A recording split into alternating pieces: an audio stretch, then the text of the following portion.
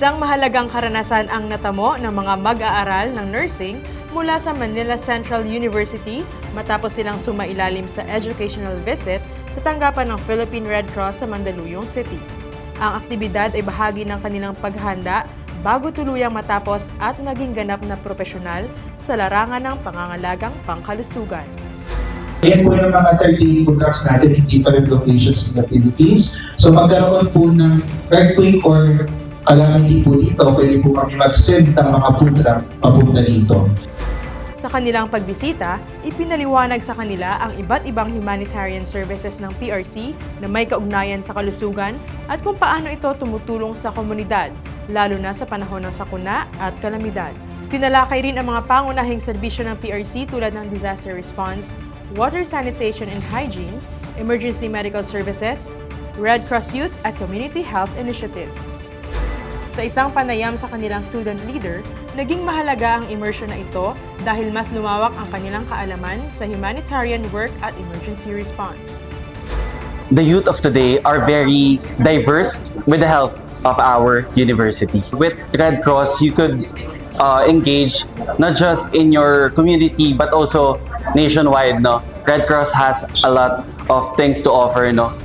They have different volunteering activities wherein you could do kung ano yung mga interest mo. And so kami in Manila Central University College of Nursing, we really, since our goal is to reach the grassroots levels of our community, ayun, kami mismo nag-engage with Red Cross.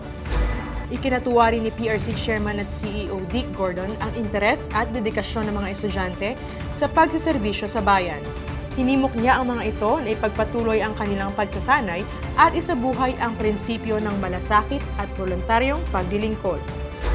Nagpapasalamat din ang clinical instructor ng Manila Central University sa PRC sa pagbibigay sa kanila ng pagkakataong makilala at maranasan ang operasyon ng organisasyon. We are here at Philippine Red Cross National Headquarters to have an overview of what is the Philippine Red Cross all about. And we all know, everybody knows that in times of disaster, the Philippine Red Cross are the one always ready to serve and help to the people of the community.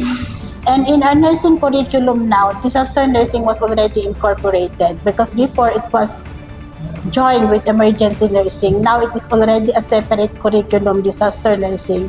That's why we are here affiliating Philippine Red Cross. Caloocan. Sa Caloocan kami nag-a-affiliate, but we are here to know more about the service of Philippine Red Cross here in National Headquarters. It helps them a lot because they were able to learn more of what are the six basic services of the Philippine Red Cross that could help them during their review in the board examination, during their time when they will become already as staff nurses or nurses in the community or nurses in the disaster field.